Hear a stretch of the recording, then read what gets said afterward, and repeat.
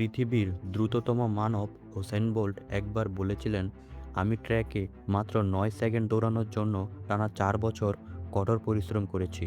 আর এই 4 বছর কষ্টের ফলে আজ তার কাছে 8টি অলিম্পিক গোল্ড মেডেল আর 3টি ওয়ার্ল্ড রেকর্ড আছে। ঠিক একইভাবে সর্বকালের সেরা সাঁতারু মাইকেল ফেলপস বলে গেছে, আমি একটি দিনও ছুটি না নিয়ে টানা 7 বছর শুধু প্র্যাকটিস করে গেছি। আর এই জেদের কারণে আজ তার গলায় ঝুলতে 4টি গোল্ড মেডেল। কিংবদন্তি চিত্রশিল্প পাবলো পিকাসো 30 সেকেন্ডে আঁকা একটি ছবির দাম কোটি কোটি টাকা। সবাই ভাবতো কত সহজ, কিন্তু পাবলো পিকাসো নিজেই বলেছেন, এই 30 সেকেন্ডের ছবিটি আঁকার যোগ্যতা অর্জন করতে আমার জীবনের 30টি বছর সময় লেগেছে।